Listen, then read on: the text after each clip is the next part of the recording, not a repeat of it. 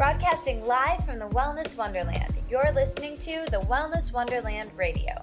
I'm Katie, and each week I chat with the most inspirational people on the planet on how to stay inspired in all areas of life.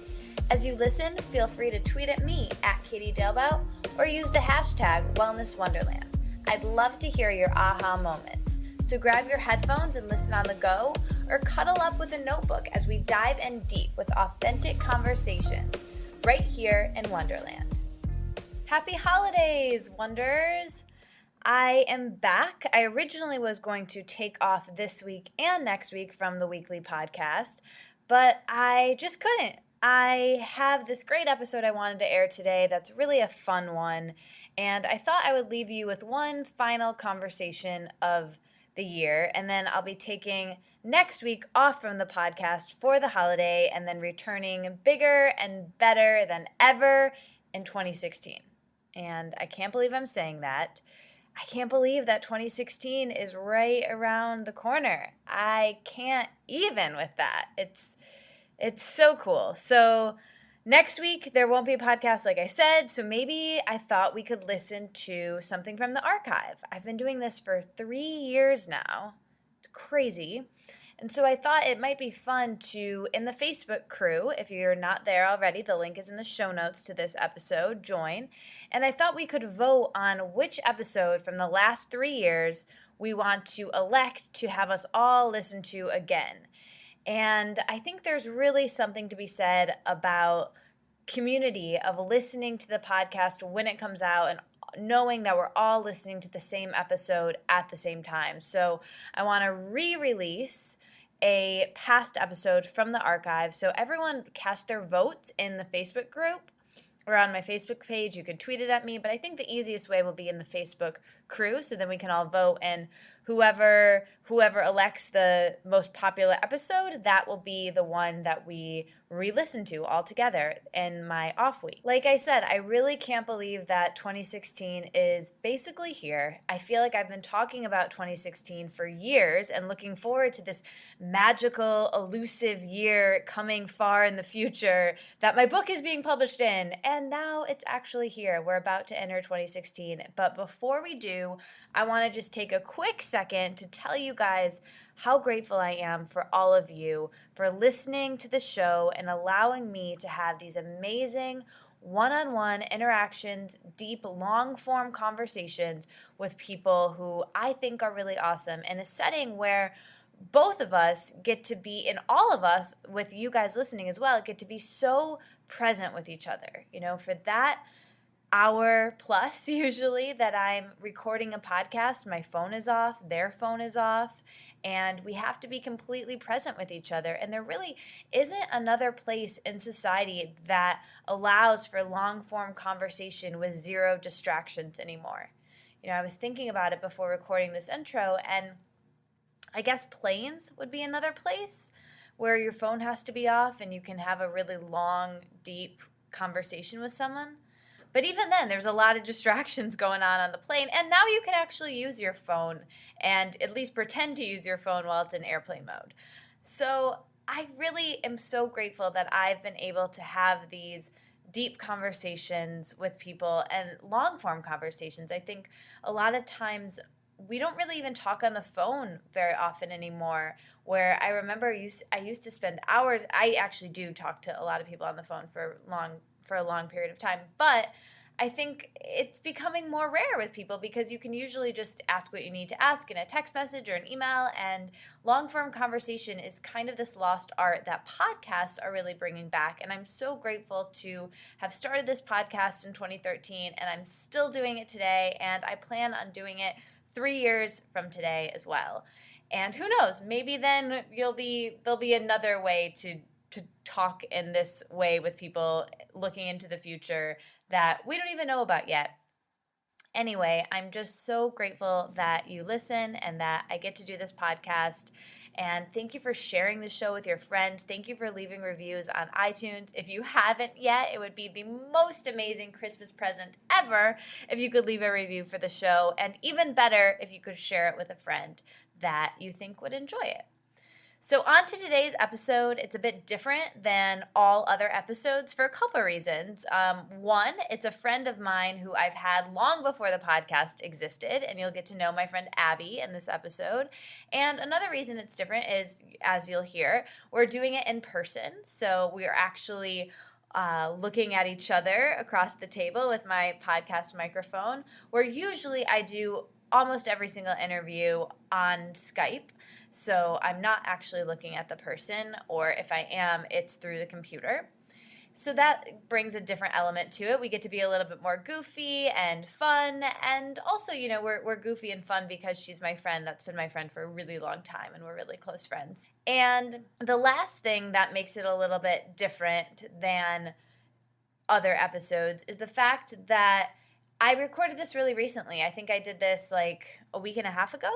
And usually I'm airing them really out of order. Some I've recorded like 2 months ago, 3 months ago. So just know that sometimes the things I share in these, you'll be able to understand are from different times of the year because I'm constantly recording and then just airing things as I go. So I hope you enjoyed this episode. And again, I'm talking to one of my best friends. She happens to be my photographer and the owner of the Amiga shop, which we'll get into in the episode. So let's go to the show.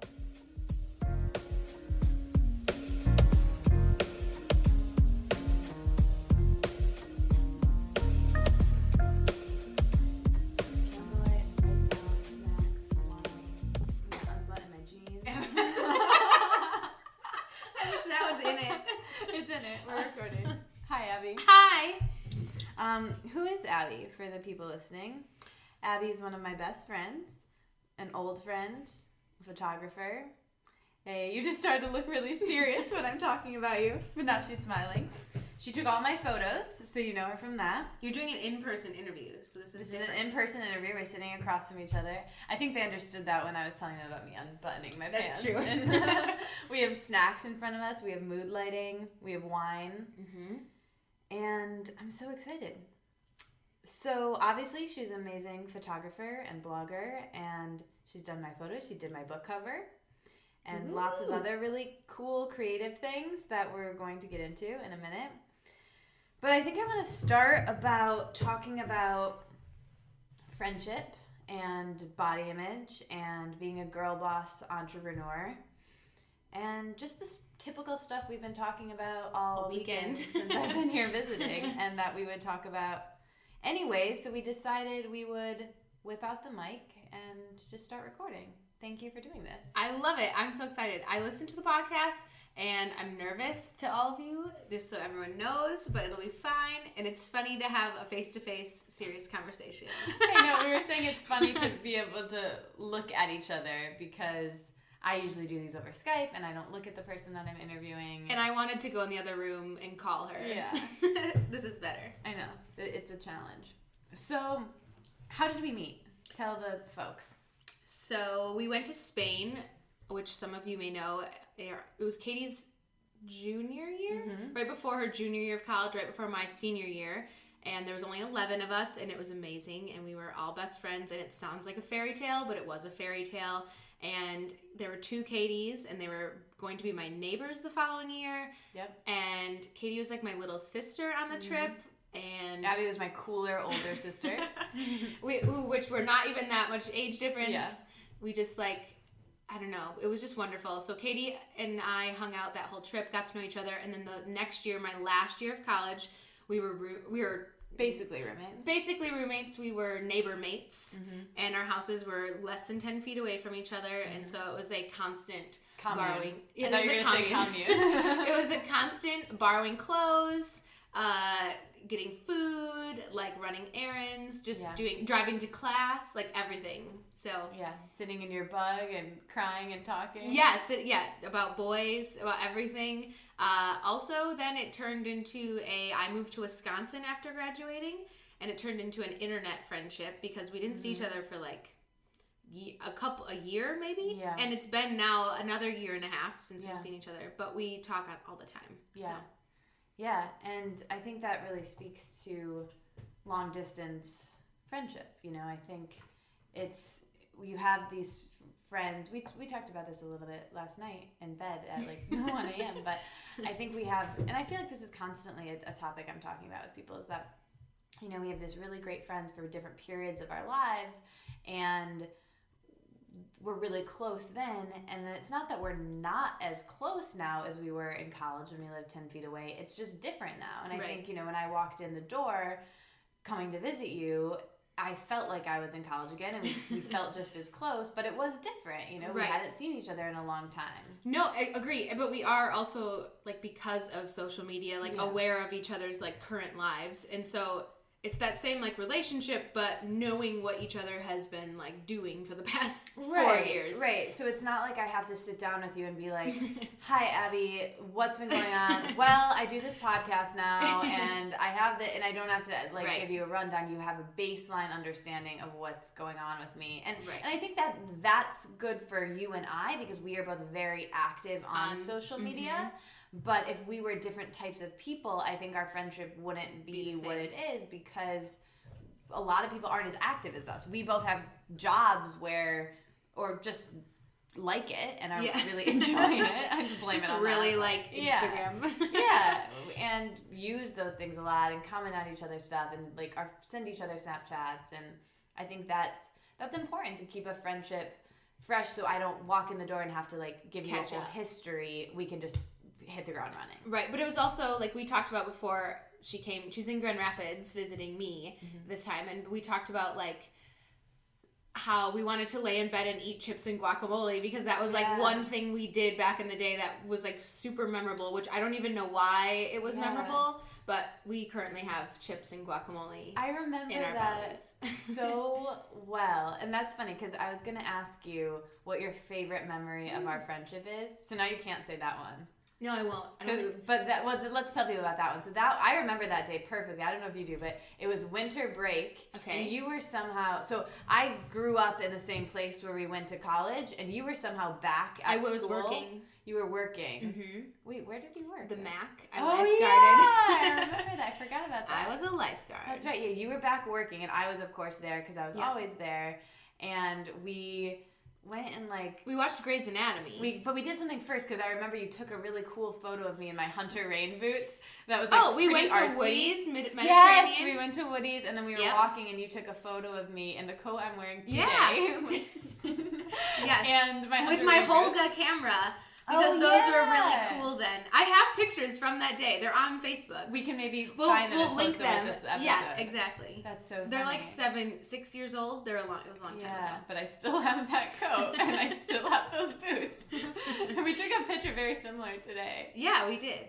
But we did that. We watched Grey's Anatomy. Yeah, so then we got back and we were like probably cold and like tired. And so we like climbed into your bed, snuggled up. Got Grey's Anatomy going on the laptop. Got out some chips and salsa. And that was the first year I liked guacamole, because I learned to like it in Spain. Yeah. So that was like, guacamole was a new food for me, and it was very exciting.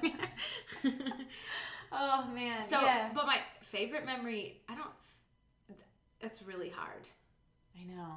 Let's try to think of some. I mean, one, which I feel like you're going to ask me about, was like, when we were crying in the car. Oh, yeah. And it was a sad moment, but it was good, because I was like, I'm crying and I need a friend, and we sat in my Volkswagen Bug, which smelled like crayons. Oh, yeah. I love that moment, because that's like my favorite thing to do is I think we all as humans want to feel useful, and I feel like even though I wasn't doing anything in that moment, I felt useful because I was there and I just was able to empathize and listen and be there, and you didn't want advice. You didn't want me to like tell you exactly what to do or change something or like be hard on you. You just literally wanted to let it out, and I could be that because that's one thing I could do well. Yeah. And that is friendship.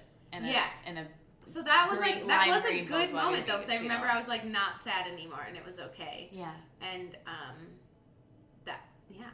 it's really hard to pick a favorite one. Everything in Spain was everything in Spain. I have it's funny how, and Abby's a photographer, so you probably have lots of this, but it's funny how your memories are better with photos. Pictures, for if there's a photo of something, I remember it perfectly.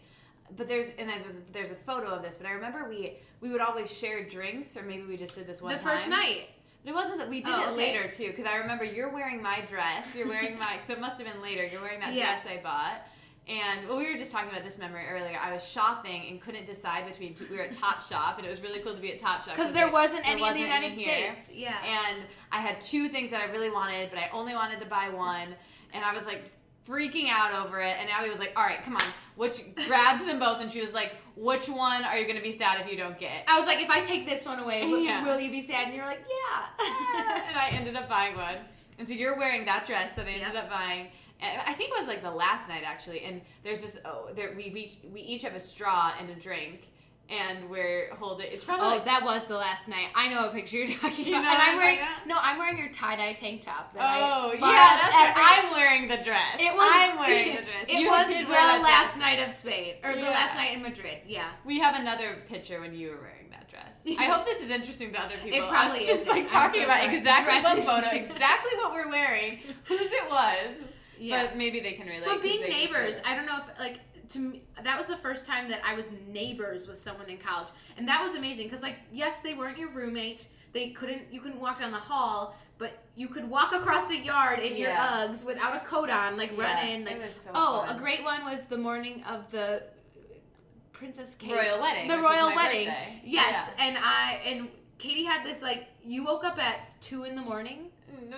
Like 5. I don't think it was that okay. early. It seemed really so it was when Kate and Will were getting married, and it was also my birthday, and so I had we had there was macaroons and macaroons. Oh, there were definitely macaroons involved. There was tea. There was everybody. It was a humongous breakfast buffet, decorations. Katie and Dana got me all those pink balloons because it was my birthday party that night. Yep.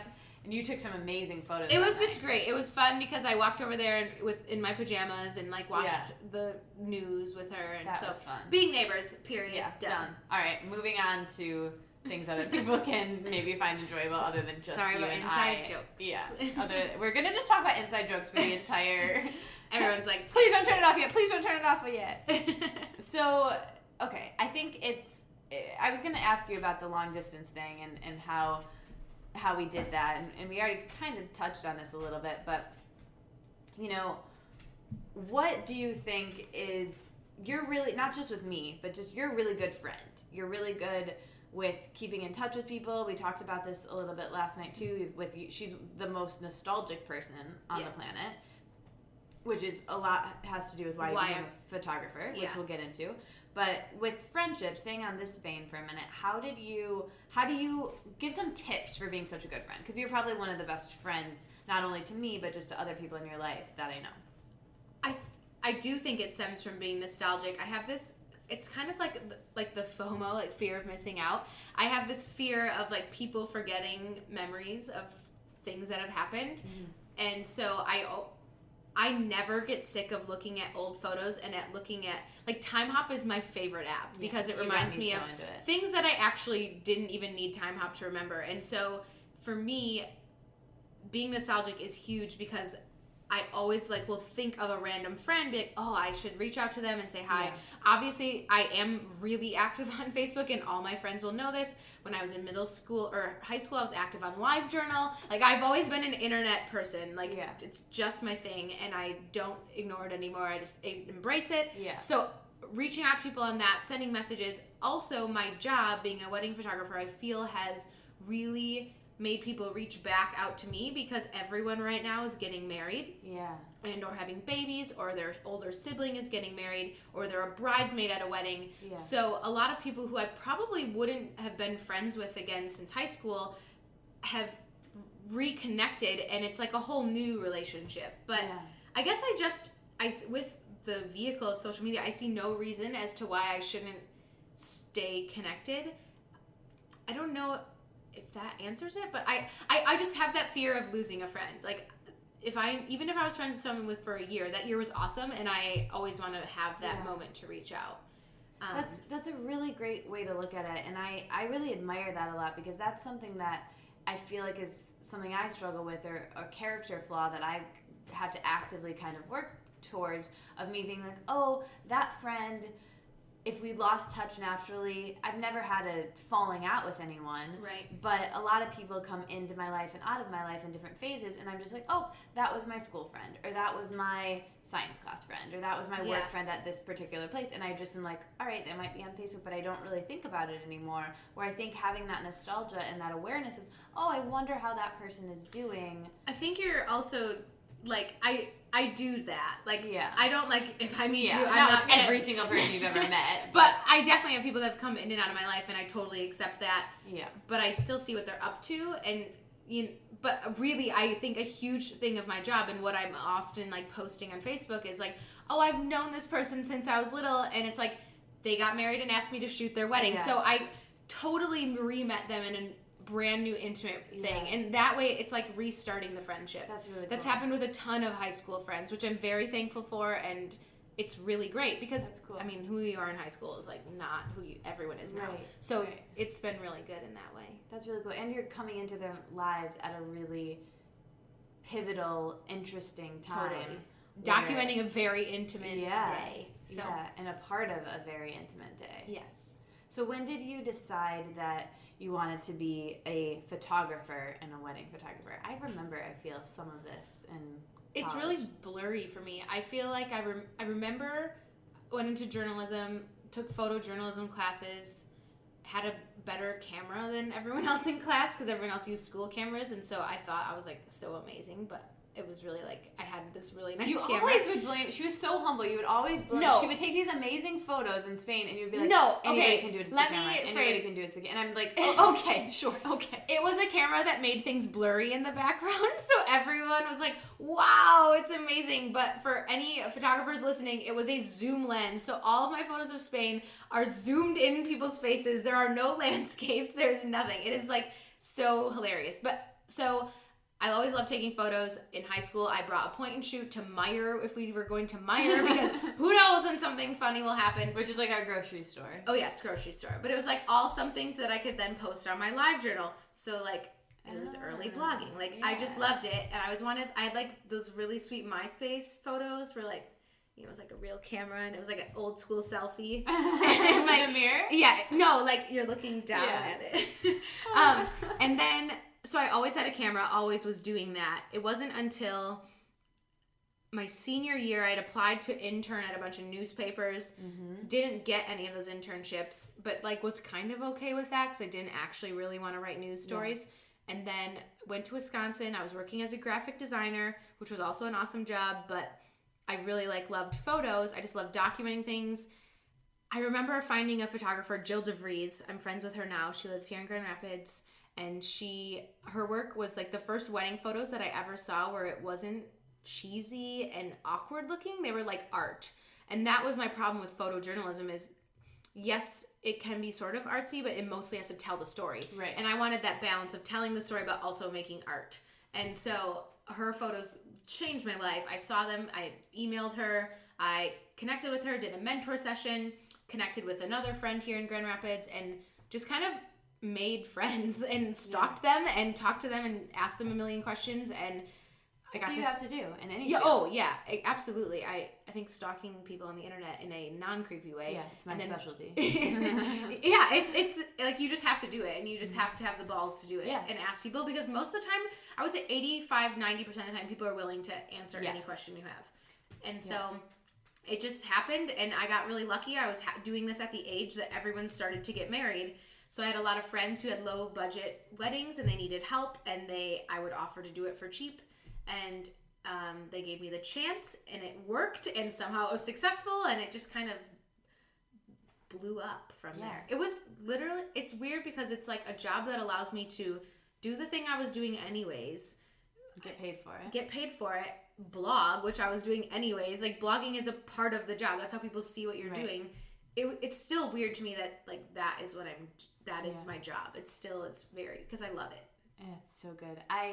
Okay, a few things I want to say to that. Sorry, go. No, that was amazing and beautiful. But I remember this moment of us in college at some sort of, I don't know if you remember this, at some sort of like journalism conference of some sort in the Com Arts building. Do you remember that? Yes. And I remember you had just been applying, because I was still a junior, and you were applying for all of these things, and you were like, you had this beautiful envelope of your photos or resumes. It was so well done and put together. And I remember you like turning to me like, I kind of just want to be a wedding photographer and give up on all this journalism. I don't remember that, so that's amazing. And you're like, and you used the word sell out. And I remember thinking to myself like, sell out, that would be so cool if you could be a wedding photographer. I remember thinking that would be like the coolest thing in the world, and hoping that you did that, and then being like, Abby, that would be amazing, that would be so cool. And then here we are. I feel like in the past 2 years, wedding photography has blown up into this like extremely cool thing. Like, if you don't have good wedding photos, it's a bummer. Like, it's just the wedding blogs, everything is Pinterest. I think Pinterest did that hugely. Yeah. But back then, it was kind of, if you were a photographer doing weddings, was like selling out, because it was like, oh, you're like singer, like a wedding singer. Yes, exactly. It's like being a wedding band instead of being a hipster band that no one knows about. Right. It was an easy way to make money, but what I think I never thought of it that way because of you, I think. What people don't realize is like, it is an amazing experience to meet amazing people in the most pivotal one of the most pivotal moments of their life, and if it all goes well, they chose you to be there, so they're grateful. You're grateful. You're part of it. It's seriously a big love fest if all of the points work out. The first few years, there's obviously couples that you're like, crap, I just did this because I didn't know what to do, but now I'm kind of to the point where like the couples I work with are amazing, and I really mean that when I Instagram that and say that. Like, they are truly awesome, and it's an equal amount of each other loving each other for being there. Yeah, and you attract what you are now, and you attract people who are similar to you and have a similar aesthetic and vibe and want your style, and so that's why they want to work with you. Yeah, that's you've goal. You've made a specific style in your work now that you've have so much experience. There's a lot I've learned from that, like not sharing everything you do. Right. I don't know if people are like, if you're a freelance writer, if you're a freelance anything, if you show that you'll do something, someone will want to hire you for it. So if you only show what you want to do, that's what you'll get. Yeah. So that was a huge lesson. So let's go back to the mentoring piece when you were getting started, because I think that's really important for any aspiring photographers or freelancers or anyone. You know, had to do it's very similar to, you know, what I've done and the stuff that I do online as well is, you know, reaching out to people and humbly asking them to help you and share their work with you and share their secrets of like, right. And that's an interesting thing to do. And I know now you're on the other end of that and people reach out to you all the time. Right. And I think it can be a kind of interesting relationship where you're asking someone they worked really hard to get where they are, and you're asking them to share what they did with you, which might not even be the same path now, depending on, you know, social media changes so fast. The dynamic of the culture changes so quickly, like we were saying. And so I think it's really important to, I think my tips with reaching out to people are being humble and explaining how you're a fangirl, explaining how you love their work. I use that phrase all the time, fangirl. And I think that's really crucial, because just not hiding that and not approaching it as like, I'm very good at what I do as well, I'm a peer of yours, really approaching it as, I am very inspired by your work. Yes. And I am, for me, when I reach out to people to come on the podcast or to be my mentors, I make sure that they know that I've explored their work. And I'm not sending a form letter that's like, please help me do this for me. For me, please. Like, you know, I think that's very, very important to know that, like, you've explored their website, because maybe the question you have is in their FAQ, you know? Right. So I think do that so you're not annoying. And then, you know, build a relationship with people, not asking them for something right off the bat. I think really building that relationship and using their products, and I'm sure it's a little bit different with photography, but what tips would you give for finding mentors and being a mentor now? What do you look for? So the first thing I did was contact Jill, who I wonder if she'll listen to this. Hey Jill. She offered mentor sessions, which I paid for. It was an hourly thing. It included basically sitting down. We went to a Thai restaurant and she let me ask any question ever. And then she had a couple come and she photographed them, and I got to watch her do that. And then she took photos of me. which was awesome too. So you, in the end, you pay for that. You get all the answers that you ask, and you get the photos of you, which are professional and awesome looking and great. So that was a great first way for me to get my questions answered. Jill has been in the industry a lot longer than me, so it would be like reaching out to someone who is established and whatever. And I think that was a great option, which a lot of people probably offer mentor sessions for any type of skill, whether it be just a lesson or a Skype, conversation. Totally worth paying for. I always recommend it. If someone comes back to you after asking and they say that it costs money, I don't look at that as don't turn away. I still think that's great. Totally. It's amazing. That means that they also see worth in what they're doing. Yeah. And then and you're investing in yourself. And I'm interrupting, but no, that's fine. Remember what you're going to say. But that exchange of value, I think, is really important, because Jill, for you, is going to come even better prepared to help you and teach you, because you're exchanging value, and you won't feel guilty or bad for taking up their time or asking as many questions as you want to ask, because you know she's yours for that hour. And I do that now, even with, I do the same thing. I offer mentor sessions as well. And I know that you are focused. I'm focused, but also I know that the people I'm working with have skin in the game, and they're not messing around. They really have done the work. They're familiar with my work. They're not messing around. They're prepared for the session. Yep. So that was the first thing I did. And then through Jill, I found someone who was interning for her. Her name's Amanda. She's a year younger than me. She's one of my best friends now, and she was still way more established than I was, but she was closer to my age, and we became internet friends. And I still to this day swear, and I tell her this all the time, that the only reason I'm doing what I'm doing is because of her. And she answered. She sent me things. She just was one of those people that I could text any minute, and she would answer a question. She let me shoot under her for a long time, and now we're really great friends. We're both in the industry. We send each other weddings. She lives in LA now. She's amazing. So my advice to people would be, don't be afraid to reach out. Like you said, act appreciative. Don't go at it as, I'm a pro, I want more help. Right. You need to personalize your message to someone, and just be open to any and all advice. And do your research. There's a lot you can figure out on the internet without needing to ask a professional for help. I figured out how to make my own website by myself. I figured out how to do all of this. There's a lot of things like that I feel like we all put in the work, and you can't be lazy about it. No one's going to give you a secret answer. You have to hustle hard and learn things. But when it comes to getting advice, I think that's great to reach out to mentors. That's the stuff you can't Google. Right, exactly. Yeah. There you go. The things you can't Google. Yeah. Ask very mentors. Little. Yeah. Yeah. There's not much.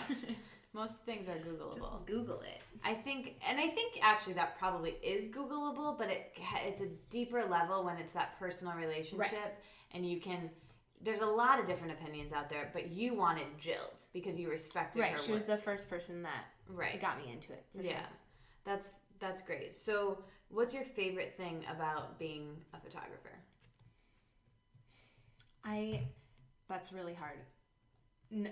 There's a couple. The first one is definitely being present at weddings and seeing the emotions and love that I see. It's like any job where I wake up and I'm like, oh, I have to go drive and work for 12 hours and drive home. But when I get there, and when that couple sees each other, or when that grandma sees the bride, there's just certain moments that, for me, it's the daddy-daughter dance, always. Always makes me cry behind my camera lens. I just get super emotional. Vows are awesome to hear. And so those special moments, there's no way that you can put a price on those. I will just go to those for free. Those special moments are amazing. So that is number one, I would say, the reason why I keep going back and why I do 25 a year, and because those moments just make it all worth it. Number two, I just think photography is cool, and I think it's so okay to admit that. But it's especially now. I'm totally riding the wave of Instagram and all of this, being able to create images that are just pretty and you like, and they give you feeling. That to me it's just a blast. I absolutely love it. I love curating those images. I love blogging. I love all of that, and it's totally like me in high school on LiveJournal. It's that translated to a job, and I love that. I love sitting on my computer all day and looking at visual images and doing things like that. But the number one reason would definitely be those moments. Those moments are incredibly priceless. I've seen so many things that I just know I would have never witnessed. Because when you go to a friend's wedding, you see the ceremony, you see the speeches, and then you dance. When you're a photographer, you see when she puts on her dress, when her mom sees her in her dress, when the couple sees each other, when the grandma like you see there's so much more in a wedding day that as a guest you don't get to be a part of. Right. And so that's just awesome. You're like a VIP guest. It's like a VIP guest for sure. So that's why when my friends ask me if I'd rather be a guest at their wedding or photograph it, I still don't know what to say sometimes, but I will 90% of the time say photograph it, because otherwise you don't even get to talk to them. Yeah. So. That's really cool. So do you have a favorite moment or a favorite photo that you've ever taken? A lot of it, and I think we talked about this yesterday, or I don't know who I talked about this with, but I would rather shoot a wedding that is terribly styled, but the couple is amazing and their relationship is one to look up to, than one that looks perfect, but it might be all about it looking perfect. Ooh. It's so... Pinterest has turned weddings into a, how can I have the prettiest display, the prettiest photos, and get featured on a blog? And it kind of gets away from what it's actually about. Right. The marriage. Right, the marriage, exactly. And just the people and the family. So I cannot think of like a favorite image, but my favorite weddings have been the ones where the people themselves treat me like family, which is kind of unfair because like caterers and other vendors at weddings do not get the same... I would call it like a royal treatment as photographers. Well, you have a more intimate relationship than a caterer. Right, but still, it's just, I feel like I'm always like so thankful about it because some clients treat me like family. They hug me at the end. Drunk hugs are the best. The end of weddings, and the couples are like having the time of their life. They're sweaty and you're like, hey, I'm leaving, and they just hug you and they're just gross and sweaty and beautiful. And so like those, there is no specific moment, but I think just the couples that I still to this day am friends with, and I could name a million of them, but there's a ton that I'll text random things or be like, hey, remember how fun your wedding was? Like, let's do it again. So that's so cool. Yeah. Do you have an image in your mind of maybe like a recent one, or not even from a wedding, just that you've taken in your life that sticks out as like one that you are proud of?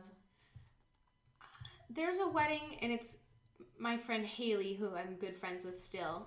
Her dad has passed away now in the past year, and he was really sick at her wedding. But his presence there was so important to her, and it was really vital, and it was really amazing and really heartfelt. Her whole family was just incredible. And there's an image when her dad is going down the aisle with her, and her husband now, Rory, hugs her dad. And it's just like, it's a picture of the back of someone's head and someone hugging.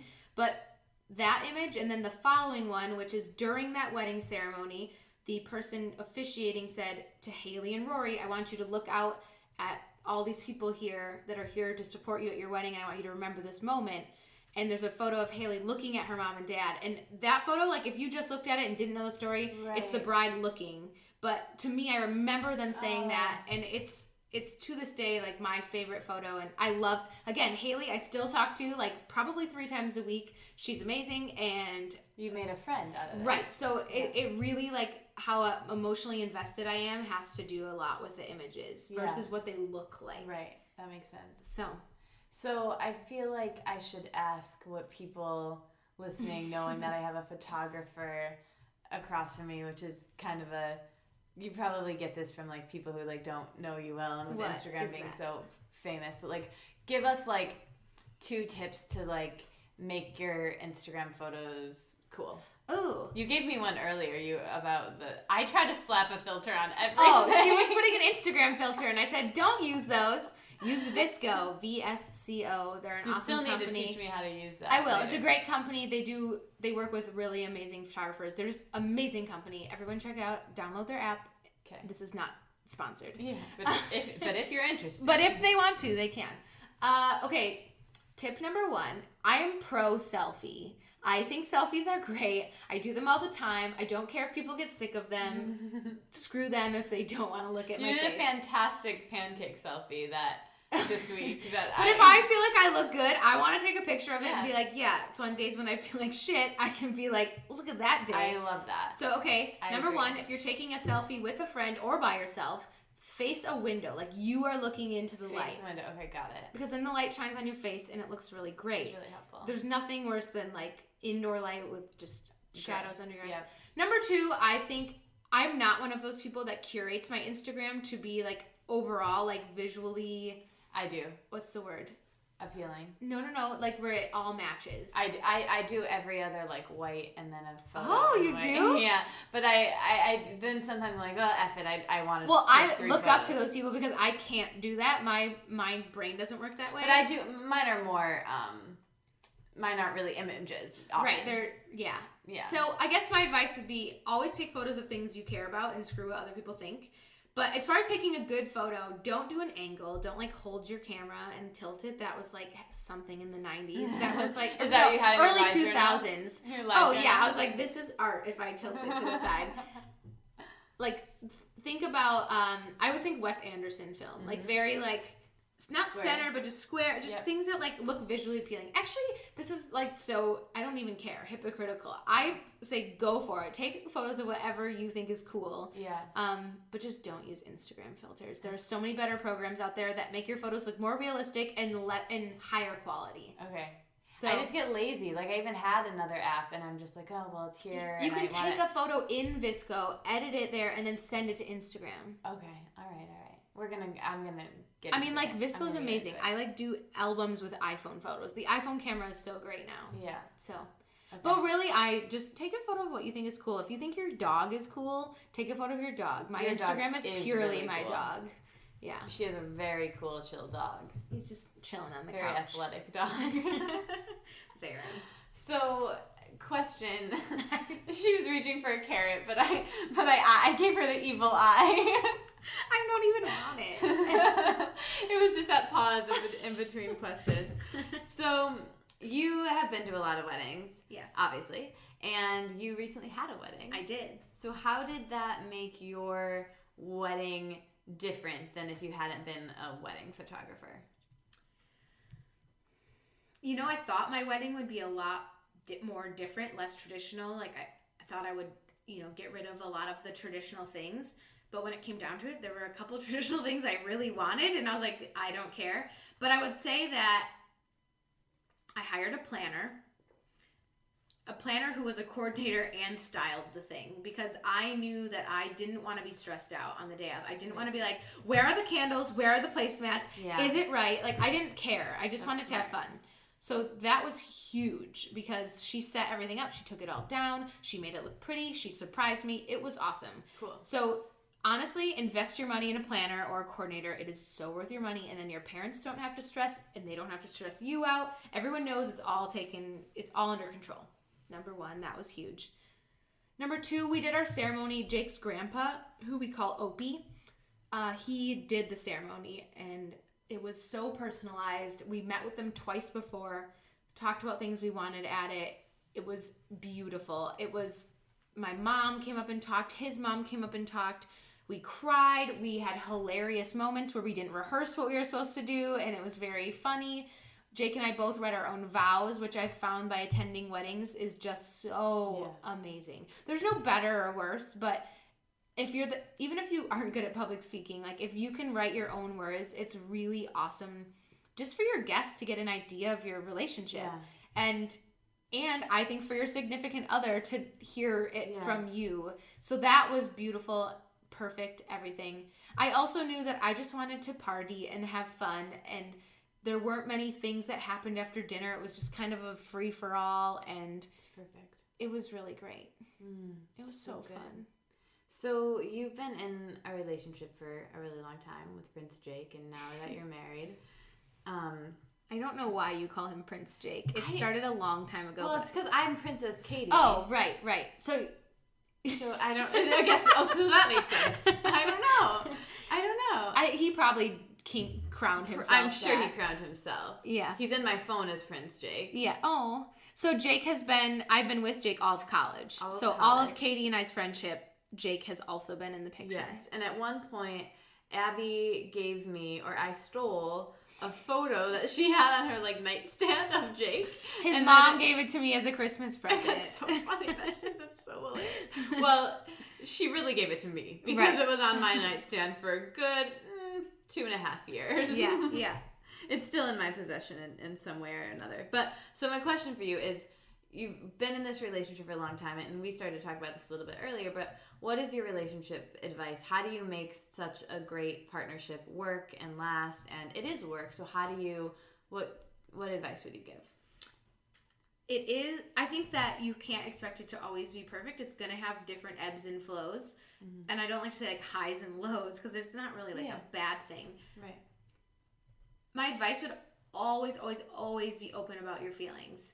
Mm-hmm. You cannot mask them. This person lives with you probably or is going to someday. You have to be open and very vulnerable with that person. A lot of times Jake likes to hold things in, and that's totally okay. You don't always have to be as open of a book as I might be. That's typical more of a dynamic of women tend to be a bit more, maybe that's just me. Yeah. Tend to be a bit more open, and men, I think men are emotional, but I think they hold it in. Yeah, and so it's a lot of times me being asking, what are you really okay? Like tell me what's going on, and then also being understanding. But Jake and I, we've been together. I think what was really hard about our relationship is we started dating when he was 18.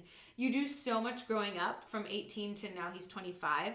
Like there is so much that happens in those years. He went to college. He graduated high school. He graduated college. For both of you. Yeah, for both of us. She's only a year older. Yeah, like 8 months. 8 months Not older. even. 8 months older. But I think the way you said that, people might have thought that you were like I'm 57 or something. I'm a cougar. Yeah. No, I'm not. Slightly a cougar. And so I just think being very open, being honest with your emotions. If you have a problem, you need to talk about it, even though it sucks. Like, pull off the Band-Aid, talk about it. Oh, that's so hard, but so But I like it. Like, when we get, I'm always like, yes, you're telling me something I'm doing wrong. This is awesome. Like, I can fix this. It's when that person, when you're passive-aggressive with each other, that it sucks. Exactly. This is fantastic. Jake is a wonderful peacemaker. He doesn't like when people are upset. He doesn't like fighting. He doesn't like yelling. He's very calm and collected. I personally love a good heated argument. Like, I just think it feels good and everything. And so when we get stuff out there and I'm like, yes, tell me what I'm doing wrong, and then I can fix it. It's a great conversation. So I feel like it's like every 4 months we have like things build up, and then we have a talk, and then it's like a weight lifted off both our shoulders. So talking, giving the other, here's my big one, giving the other person freedom and their own life. Jake and I went to different schools, and then we were long distance, and not until the past 3 years have we lived with each other. So we had our own friends, we had our own lives, we were busy with our own things, and we came together, and that is huge. Like, I admire that so much. And maybe this is bad, but in our relationship it works. I don't ask Jake permission if I want to go on a vacation or go visit a friend. It's a mutual understanding that we're going to make time for each other and do things, and I don't feel trapped in a box. I've never felt trapped in a box. And I think he also feels okay to do the activities that he does. He races cars. He just does a bunch of cool things that I don't supervise. I don't really care. As long as he's being responsible and everything, I don't care what he's doing. Yeah. And if it makes him happy, like, go for it. And I think that's really, really big for us, because if we're very different. So if we had to do everything all together all the time, it wouldn't work for us. Yeah. It's good to have an outlet. Like today, for example, even last night. So Katie came last night. He slept in the guest room. Katie and I slept in Jake and I's bed. Until this morning when he came in the middle. He came in between us like a taco. And we all snuggled and listened to music. But I think that's huge. Some guys would be like, no, I'm going to hang out with you girls the whole weekend. But Jake went to go visit his friend, and I'm here. And, I mean, not that I don't miss him, but... I kind of miss him, to be but honest with you. A night away is, like, great. Yeah. Like, couples, I think you need to be okay if not something were to happen, but you need to be able to live independently before you can live successfully together. Yeah. Yeah, totally. I mean, I get that so much, and I think that I don't know. I'm no relationship expert, clearly, but I think that that's where the relationships that I've seen fail, that's been a big part of it. I think it's really important to give the person space and allow them, especially when we're young, but throughout our lives, I think, I only know from being pretty young, we change and grow. So if you don't have the space to do that and allow your significant other to do that too, then you might be really the same and do everything together, but you might change and grow, and then you won't fit anymore. Whereas for you guys can, he might be really into race cars now, but into like something else later, and you're going to change and grow a million times, but regardless, the foundation of your relationship will remain, and that's important. At the same time, you have to, if that's the kind of people you are, which we are, we've had to intentionally set times to do things together, to vacation together. Yeah. To vacation. That came out weird. I know. To update each other on what it is we're doing, because sometimes I'll be like, wait, you did so what? Independent. Yeah, right. There's like, there's not independent enough, and then there's too independent. We often fall in the too independent aspect. Yeah. So it's really important also that, not that I have to ask permission, but that I inform him, hey, I'm thinking about doing this. Right. Do you think that sounds cool? Or just, it's a very fine balance. But we've had to find an activity that we enjoy doing together. We go to movies a lot. That's like our thing. And so making time to do that, literally, I put him on my calendar. Like Thursday night, Jake and I are hanging out. Cool.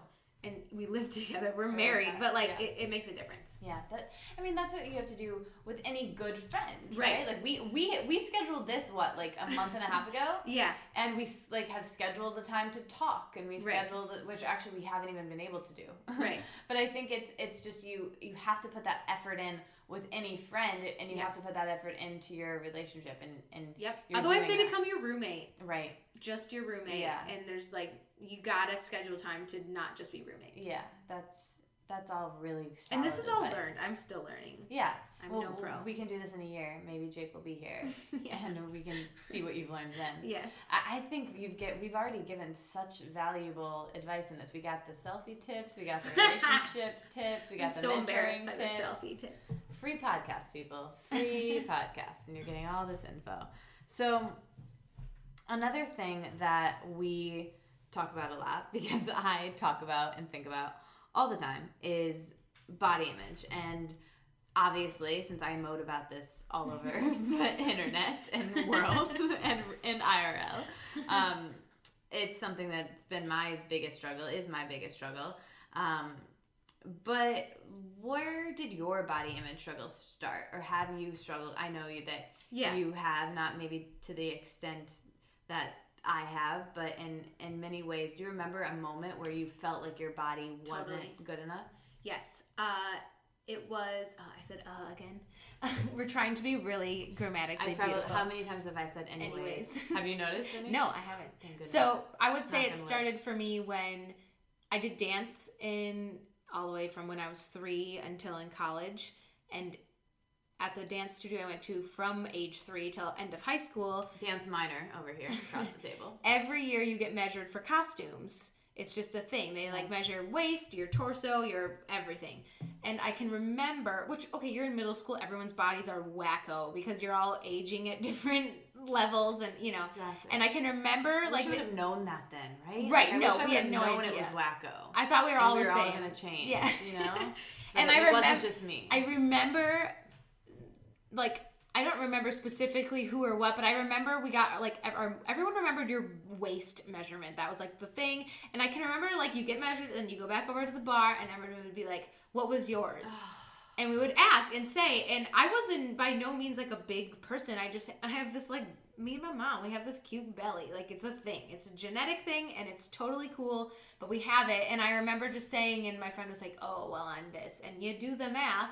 And you're like, that's 4 inches smaller.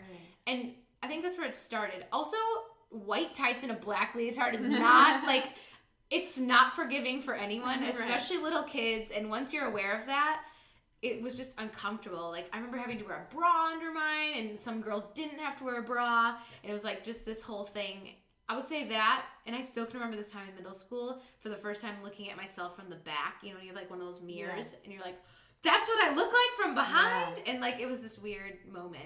I have those moments all the time.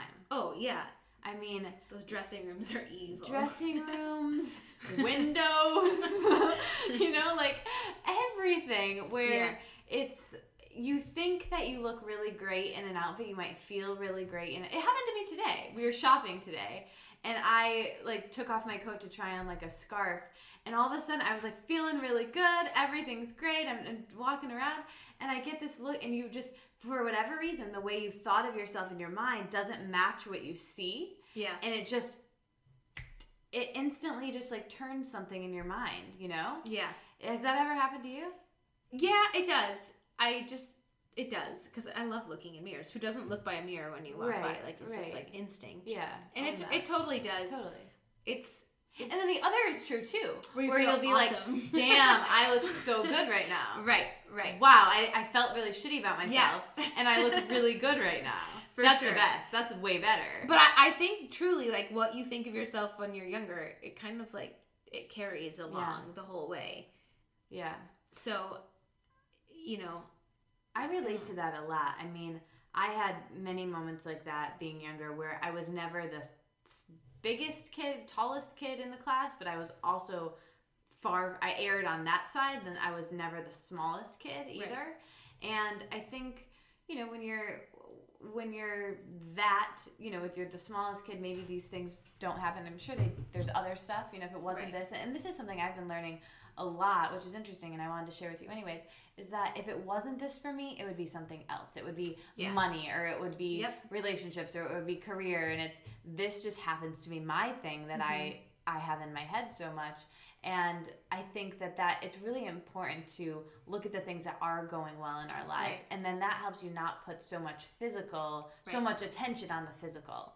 And that's always my biggest advice to people around that, and to shift out of that. And I need to take it myself all the time, is like, focus on what is working, and the physical won't matter so much. Exactly. And the thing you said in that recent article you posted is like that your body's always changing. Mm-hmm. And just telling yourself that is huge, because my body's changed a lot since that middle school day. Like, totally. And so to focus on something that's gonna change, I'm gonna get old, and but I'm saying that, and it's like very hypocritical, because every day I look at myself in the mirror and think about what I'm going to wear, and is that flattering, and does that look good, and can I rock this crop top, and, you know, things like that. So I struggle with it, and it sucks, and I don't want to, but at the same time, there are days where I'm just like, this is going to be a bad day. I'm going to get over it, start fresh tomorrow. So good. Yeah, I think that right there is the best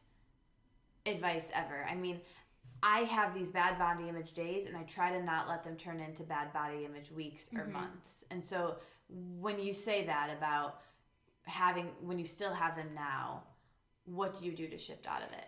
I love listening to like powerful women like Mindy Kaling, her book, and just her attitude towards things, and I love her fashion sense. I love everything about her. Lena Dunham's book, all of these like obvious books and just podcasts and things, just reiterating and knowing that every woman is going through this. It's not just me. Yeah. It is women who are inherently small. It is women who are inherently big. It is every size has an issue. Like, I used to look at you and be like, oh my God, I want her clothes. She has the best hair. She's so cute and everything. And like, had no idea that you were going through things. Yeah. So that like, it still blows my mind to this day, because the people that you look up to, either, which is terrible, but like physicality wise, probably have an issue with something. And I feel the same exact way about you. You know? Like, so when we were traveling, and I was just always like, oh, she's a cooler older sister. And that's so cool, ridiculous, because I felt like she's so cute, and same thing. So it's kind of like stepping back and being like, Abby, no one is noticing that your pants are tight except you. Yeah. Unbutton the button and move on with it. Like, it's really okay. And for me too, I feel best on days when I'm just moving my body. I will never give up junk food and bad. Like, I just love food. I love food. I live for every next meal. That's my thing. That's how I've always been. So I just feel good about myself if I'm feeling physically happy and good. Like, I could go for a walk, I could do this, and just finding that balance of, you know, working out, eating whatever I want, and being conscious and just treating my body well. Yeah. Is You've really inspired me a lot in that, because you have you're such a normal eater, you know, you have such a normal relationship with food where you enjoy healthy things, but you also enjoy things that you really love and you've always loved, and you like doing certain exercise and you do it and you find what you like and you're not obsessive about it or restrictive about the food. And I think that's I think that and you know, there are some periods more than others, and we all kind of go through it, but I feel like you inspired me a lot in that area, to be honest. It's totally a work in progress though, because like if I ate a bag of potato chips now, which I totally would, I would then feel really shitty about it. So it's, you know, it's dealing. Is that because of how they would make you feel, or because of how you would feel how about I would yourself? feel about myself? Right. Not, I mean, I probably would feel bad for like 10 minutes and get over it. Right. But it's more how I treat those as, you know, bad. Right. And so it's a struggle. Like I might put on a certain facade, but also well, you're really comfortable with yourself, I feel, and that's the most attractive thing about you, and has always been. You know, I feel like and that's probably something that's like grown and changed over time. Sure. So from that moment, let's go back a little bit. So from that moment of in dance and feeling that way, did that get better, get worse as you grew up? It kind of always stayed the same. I just always felt like I wasn't the skinny one, the big one. I was just the one, you know, like I was just this. And so, and I mean, when I think back to what I ate in middle school, it was like goldfish and peanut butter sandwiches. That was what I lived on, which I still love. Yeah. But so I think I always had it in the back of my head. I'm just now coming to terms with it and facing it head on and deciding, am I going to let it bother me or am I going to move on with it? Jake's been amazing. He's really supportive. I'm not trying to brag or anything when I say that he tells me that I'm beautiful multiple times a day, and half the time I'm like, shut up, I don't believe you, and the other half I'm like, thank you, you're awesome. And having him has been really big, because I think when I was the most down on myself was when I was single, because it was freshman year of college and I felt like that was the reason I didn't have a boyfriend. Yeah, that's interesting. And I'm sure that wasn't. It was because I just didn't meet anyone. Right. But No. I know that wasn't. Yeah. But it's interesting that that's when it was the worst in your mind. Oh, it totally was.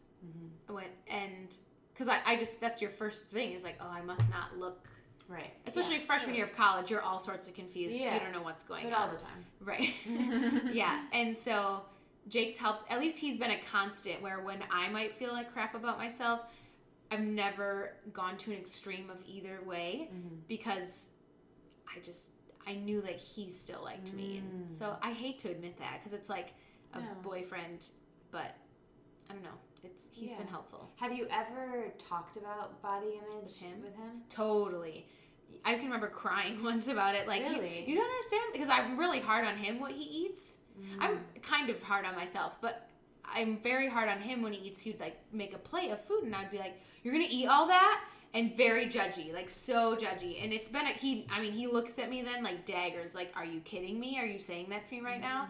And it's been a constant battle for the past year of me trying to make healthier choices and setting himself to the same standards that I was putting on myself, when setting him to the same standards. Right. And so when I think never a good recipe. No, and when I think to reverse, if I were to grab a cookie and he would look at me and be like, "Are you eating that?" I'd be like, "You horrible person! You're doing terrible things for women." Yeah, you know, like I would, but I was doing that to him, right. and I still do sometimes, and I have to like. We have an understanding though. He like looks at me, and I'm like, "I'm so sorry. Yeah, I don't. That was just me thinking if I were to do that, right? And it's your stuff projecting on him. Totally. That's a huge thing of marriage. I think is like. Exactly that projecting. So I am very judgmental of myself on what I eat, and I have been like eating really healthy and not restricting, but I'm just trying to find balance. Yeah. I don't think there's anything wrong with balance, but yeah, I definitely project onto Jake. Yeah, I think that's an important lesson for people listening, and I think that's so common in relationships, especially the woman tends to be the quote healthier eater, healthier one. I think because society makes women more obsessed with their bodies and fitness, so that's probably why. And they wouldn't put up with a man who was, or that dynamic of the relationship being, shaming to women. No, I can't even imagine if he shamed me. I would be like, peace out. Yeah, I would be so mad. Yeah, it wouldn't fly. And so I think it's really great that you had that awareness of that, of like, oh, dude, not cool. He that I'm doing made that me aware of it. Yeah. And I felt terrible. Yeah. But yeah. Well, that's great that you were able to talk about body image struggles with him, because I find that, like, in the past with me, it's been something that, like, I've never wanted to say to, and really honestly, very recent, it was easier for me to share with a bunch of strangers online than it was for me to, like, have conversations with you about it, or my closest friends, or people I was in a relationship with, because I was so embarrassed, because I wanted everyone to think that I was, like, comfortable in my skin and okay with how I was. Yeah.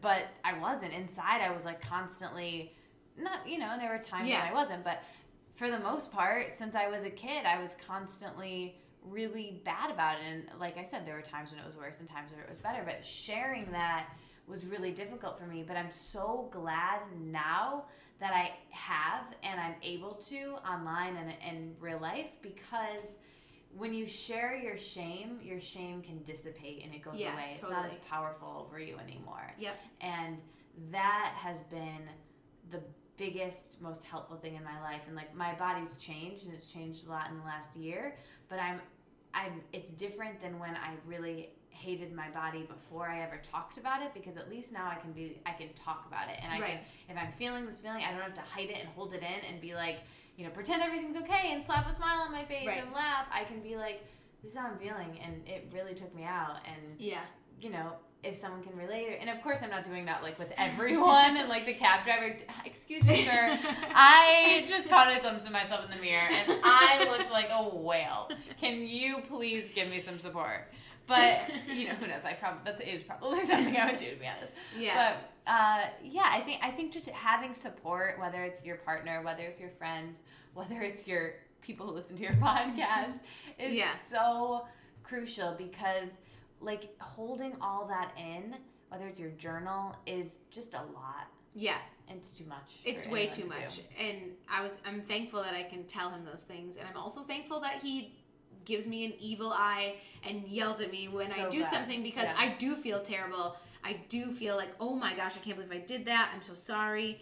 And I do think part of it stems with, like, I want you to live forever and be super healthy, and I love you, but it does not translate that way. It's and also you can't control that, and you can't control him, and you. The more you try to control someone, the less control you have. And yourself. Exactly. And I think that's really important to remember, especially for, when he's not with you, we don't know what he's eating. He could be eating who knows right now, and it doesn't matter. And it doesn't matter, right? And that's what's so important and difficult to remember, and constantly have to remind yourself. He's a saint that he puts up with that crap. Yeah, and you're a saint for acknowledging it and actively trying to shift it, because I see that dynamic in relationships that I know all the time. And I used to do that, all the time. Like, I can tell you stories after this. But I think it's really common, and to be aware of that is it's all our projections of like wanting to do our own stuff. So, all right, we've covered that.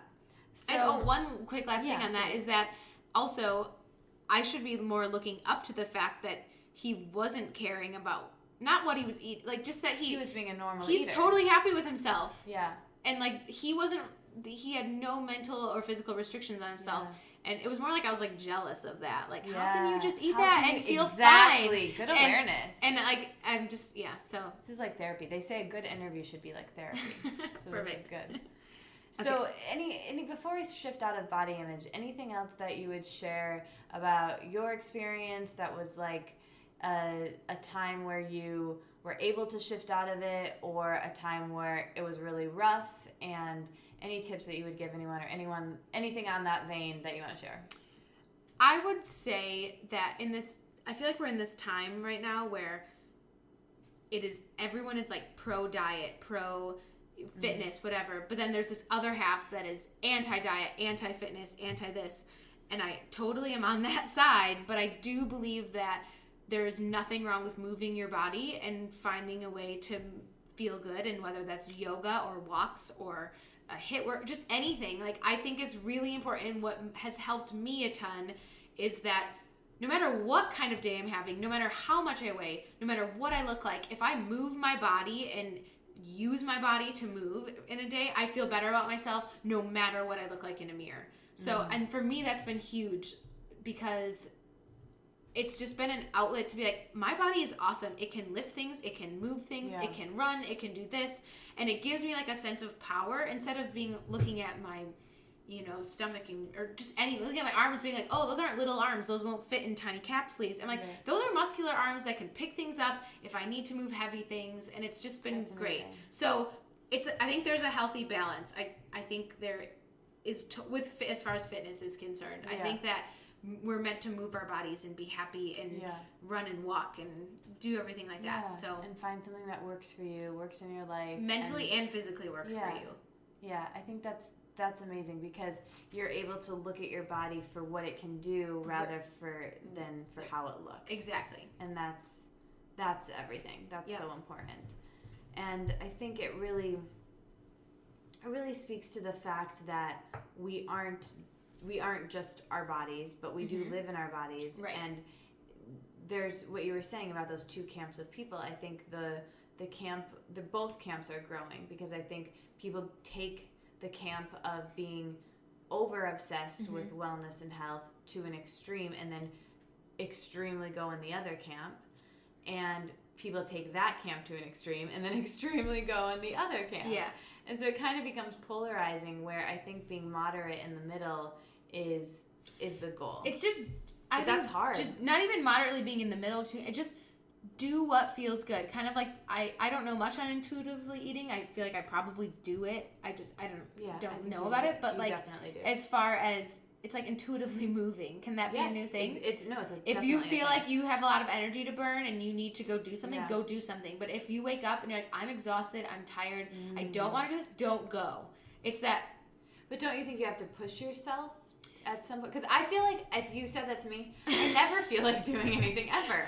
I would just want to sit all the time. And I know people say that. Okay, so I wake up in the morning and I do push myself, but I think a lot of why I go and work out is I love the people, I like the atmosphere, and I love the feeling afterwards. We were talking about this. If I'm sick, I'm not going to go. Right. If I hurt my leg or something, I'm not going to go. But like, for example, I love yoga, but I haven't gone in 3 months. It's just not because I don't ever want to go again. I just haven't felt like you that. Found something else that really works. And so I think that trying to force myself to go to yoga because yoga's good for me would be really terrible. And instead, I'm just doing what I feel like doing. Yeah.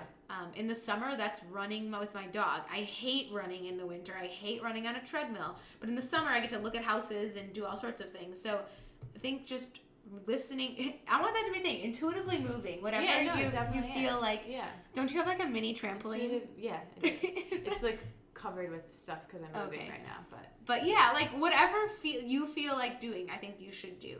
And if you don't feel like moving, that's fine. Yeah, it's the exact same concept of food. Yep. And I think that it's just being kind to yourself at the end of the day. And extremes are easy. Balance and moderation listening is hard. Yeah. And I think that's the goal for all of us. So the biggest thing that's helped me recently and just in general, and that I'm really preaching now with my work, is that the way for me to shift out of body image stuff is to, like you were saying with exercise, of focusing on what your body can do, but really focusing on what your brain can do through creativity. Right. And so creativity is a huge way for me to, I can be like, oh, I'm a writer, I'm a photographer, I'm a whatever, and really look at yourself for who you are and what you can create rather than just who you are as a body. And so you obviously have a creative job, and you do lots of creative things even outside of your job. But what would you say keeps you most inspired with what you do? And just in general, inspired, and like what gives you inspiration? What kind of makes you want to do more in your career, in your life, and where do you feel most inspired?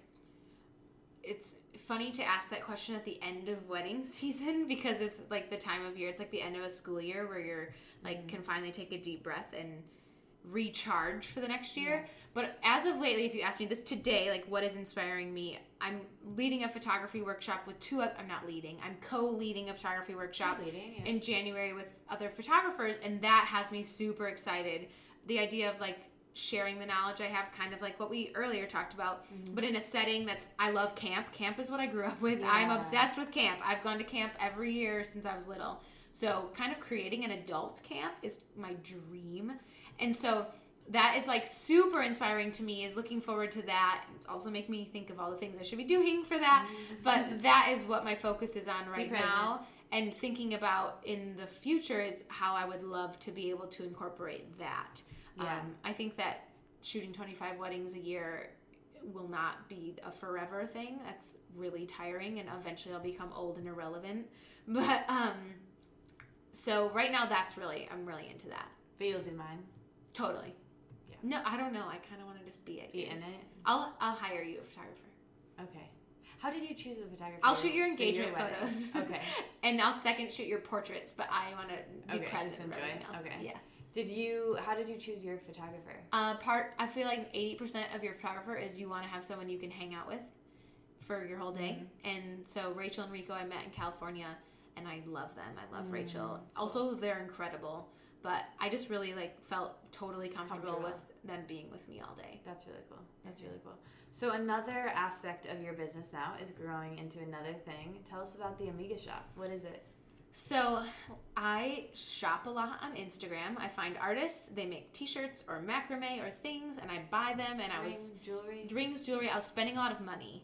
And so I was like, I wish more people knew about these artists. So I started a newsletter at first, which was, I did 3 of them, and it was cool, and I shared all these people. But then newsletters are really hard to keep up with. I was a guest in one of them? Yeah, you were. You did an interview, yep. And so this has always been kind of, I don't know, a weird little dream of mine to own an online shop where I could sell these things and have another brand that was more like all of the stuff I'm into but doesn't have anything to do with wedding photography. Yeah. And so it started with that. And I love Southern California style and vibes and beach vibes. I grew up in Grand Haven. I love the beach. So basically I decided I was going to open a little online shop where I bought a bunch of items wholesale from friends of mine who are artists, macrame jewelry, clothing, coffee mugs, just all sorts of fun little goods. And I also wanted to design some t-shirts. So created a brand called the Amiga shop, and you can shop online. There's not that much right now, but I hope it grows. Amigashop.com? TheAmigashop.com. Yep. And Amiga as in girl in Spanish. I am totally white, not Hispanic. Friend girl.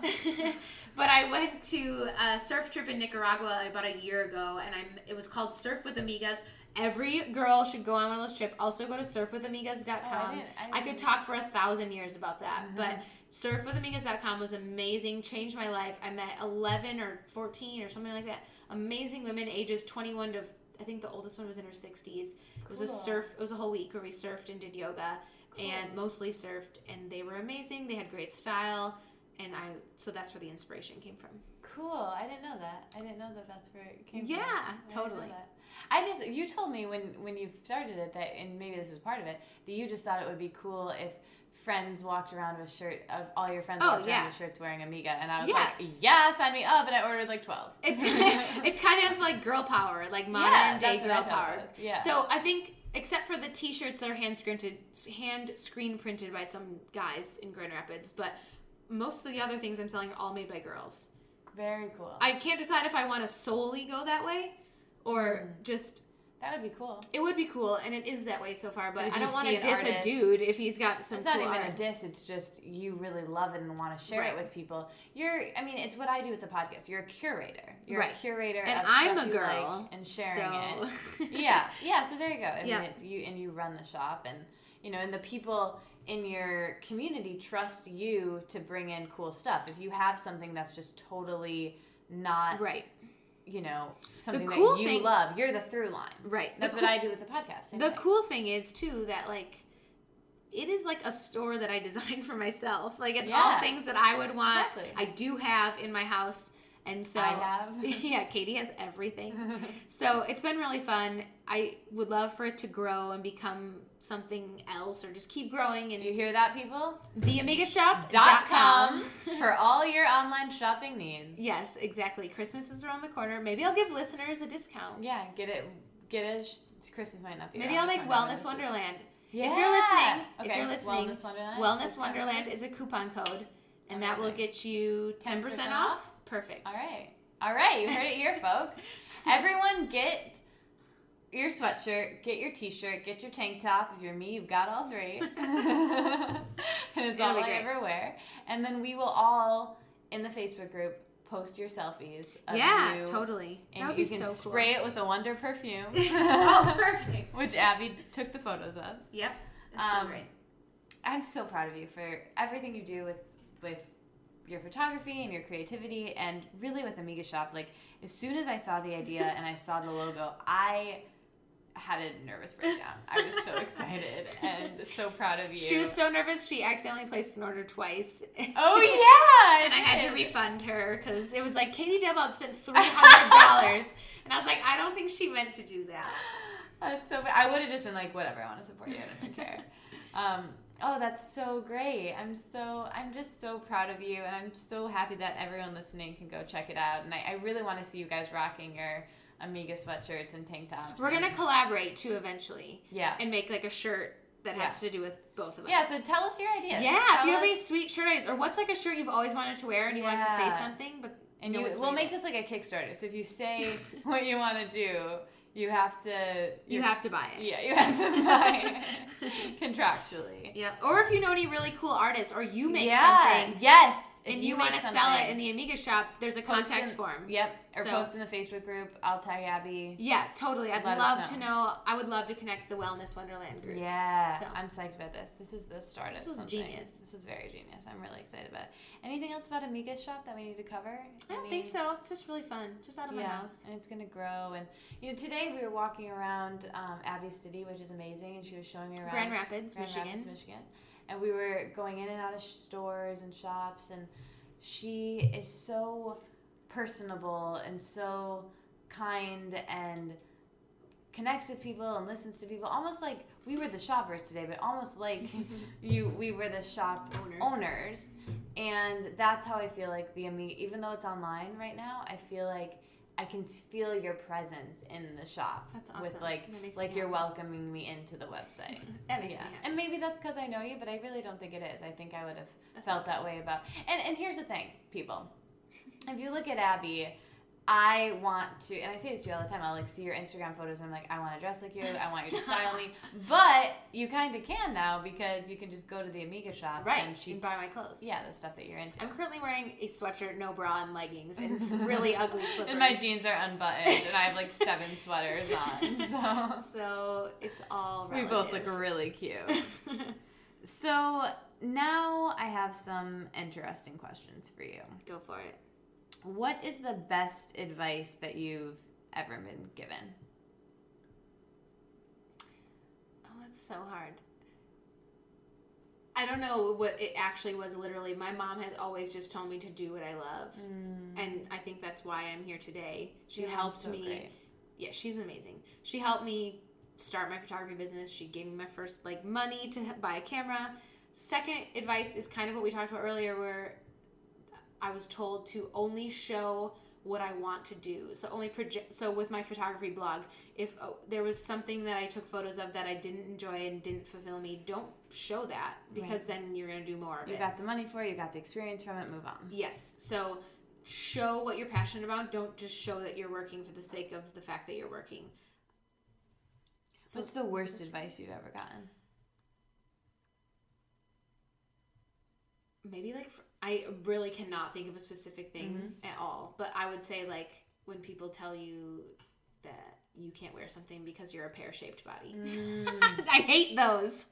Totally a pear. Or an apple. I'm an apple. That's what I am. I'm a pear-ish. And apples can't wear anything. Fruits, I just want to be not a fruit. I think we have opposite body shapes. Totally. Yeah. So screw those magazines. Yeah. Yeah. Together, we're like the perfect human. Just take my top and your bottom. Oh my gosh, sew us together. Put our hair together. A spaghetti. No, just as a butternut squash. Yeah. So stupid. So anything that magazines have ever told me about what to do or not do. Oh man. Oh, based so on funny. what fruit I am. Yeah, I love that. Bullshit. Okay, so we're having a dinner party. Okay. You're having a dinner party. Is this... I don't know if I'm invited yet, but you're Okay. allowed to invite 5 people. Oh my gosh. Okay. And whether you Do know they them or have not. to be friends or does it not? No. Okay. No. It would probably be more not. interesting Right. if they aren't. So you can invite 5 people. What do you make? What do you eat? Uh-huh. What do you hope someone turns and asks you? And what do you hope that they don't ask you that you don't feel like talking about? Go. Oh, I thought I was going to get to pick 5 famous people. You do. You can pick famous people. No, okay, so... But then you have to ask... What's the first thing? So pick the people first. No, that's too hard. Just, what's the... What you would make for them? Okay, what I would you eat make... for them? Okay. I love snacks, so it would Me be too. a plethora of snacks. Basically what we have in front of us Exactly. right now. Yep. Dips and carrot sticks, celery, jicama sticks, sweet potato chips. My favorite snack in the whole wide world is tortilla chips with cream cheese melted with a can of Hormel chili. It's so gross and so good. That's what I would make because everyone loves it. Chips. What would I... Who would you invite? Why are you avoiding the question? Oh, it's just, it would take me a while. I feel well, Jason Segel is like I'm obsessed with him. I love anything about him. There's a podcast that you need to I listen to it. Oh, okay. Go on. He's amazing and funny. I don't know why he's the only one I can think of right now. He reminds me of Jake. Yeah, that's probably why. Yeah. He's always reminded me of Jake. Or Jake's always, every time I see him, I think of Jake. Yeah, that's funny. I feel like I needed to think about this question for a really long time. Okay. Is it like hot guys? Because I can think No, it's not. I mean, I'm hoping I make the bill. I'm hoping Jake does. Oh, Jason okay. Segel. Yeah, I guess my husband and my I mean, we don't have to, I guess. I mean, you like can invite famous Sure. people. I thought it'd be some of each. I thought it'd be a nice mix. Just me and Jason Segel. Romantic dinner. Eating chili. Actually, that probably is my dream. Jake is totally okay with it. We have a few celebrity people that we've said. Who are his? Jennifer Lawrence, so obvious. Yeah. I'm pretty sure Katy Perry's on that list. Oh, that's odd. Amy Schumer was on his good. list. I love her so much. Oh, that's so good. Yeah. That makes me love Jake even more. Yep. So, and I'm pretty sure, I can't remember all mine, but I know Jason Segel's like just number 1. I'm like clearly obsessed. So yeah, I don't know how to answer that question. Okay, let's go back to the other part of the question. Okay. What do you hope that someone at the dinner party would turn and ask you, and what do you hope that they won't turn and ask you? What do you not like to talk What about? I wouldn't like to talk about is like my family. Mm-hmm. I just don't. Mm-hmm. Not a dinner. Yeah. I love my family. Just don't. That's like not something I like to talk about. And then what I love talking about television shows. Like, what's your favorite television shows? Like, I could talk about TV forever and ever. What's your favorite Amy television Poehler show? and Tina Fey would have to be at my dinner. Okay. Yeah, so Jason Segel, Amy Poehler, Tina Fey, me. Maybe just the whole cast of Parks and Rec and How I Met Your Mother. Perfect. Just all of them. There's like 10. That's fantastic. Okay, because you know that my celebrity crush is part of that crew. Yep. So, yeah. So, what do you... We already said it. We eat chili dip. Okay, we're good with that question. Yep. That sounds That's like a fun question. wonderful. Oh, I want to ask about TV. I love that. Tell me about TV, since you want to know about TV. I love all TV. I think I've seen everything that is on What Netflix. are some of your favorite top 3 shows? How I Met Your Mother is a classic. Mm-hmm. Love it so much. Parks and Rec, also absolute classic. Laugh out loud, cry, every feeling. Oh, Chris Pratt would totally be at my dinner too. He's in that show. So those 2 for sure for sitcoms. And for serious shows, there's a show called The Killing, and it's a crime show. 2 seasons is 1 crime. So it's like Law and Order SVU, but like majorly detailed, which is awesome. That's interesting. I also watch shows where I have a crush on the guy detective. He's amazing. But that show is awesome. There was only like 4 seasons. It was amazing. So those are my 3 shows. The Killing, How I Met Your Mother, and Parks and Rec. I thought Grey's Anatomy would be in there. Oh, well, that's just, I've been watching that since I was, I can't even do the math. Yeah. 16 years old. Wow. At least. So. God, that show's been on a long time. Yeah. It's still on? It's not my favorite show, though. Yeah. It's just part of the... All my favorite characters are dead. Yeah. Hashtag spoiler alert. Yeah, they die so much. What's your favorite part of your life right now? My first instinct is to say my job, but I really do think it's Jake. We're in a really good spot. We just got married. We just bought a house. Life is really fun and exciting. You have a dog? We have a dog. You mentioned McCoy. I know. Shout out McCoy. Shout out McCoy on the couch over there. He's just chilling. He is definitely. So probably just this recent marriage life house. It's just really exciting. Yeah, it seems really great. What's the time that you've laughed the hardest? Well, today is up there. Yeah. Tell the nice people. We took my dog we took him on a walk, and there's a park, and if anyone comment if you know what this is called, but it's where there's a pole with a volleyball type ball attached to a string at the top of the pole. And you push it around, and the whole goal is you go against another person to try to wrap it around. Yeah. Oh, I thought it was just kind of back. I keep wanting to say volleyball, but that's not even. I know someone's I don't even know how we it. would Google this. No, tweet at us. So that there was one of those, and Katie's like, "Oh, I'm gonna see if McCoy would like this." And Abby had just said McCoy hates playground equipment, and then I was like, for some reason I just was like, he's gonna love this. And he played by himself for like 5 minutes. 5 minutes. Like, he would jump so high and hitting the ball with his nose, and it would go around all the way around, and then he'd go it the other way. I mean, Katie and I didn't do anything except I had this never had to laugh. touch it. It was like our dog was playing fetch, and it was like lazy man's way to play fetch with your dog. Yeah, he was so tired. He's sleeping now because he's exhausted. He probably has a concussion also. I was worried. I didn't like it at the end because I thought he'd get hurt. Well, maybe we can I'll link the video. Yeah. But I was laughing so hard where I just did that horrible snotty snort. So probably today. That was really good. Yeah, that was really good.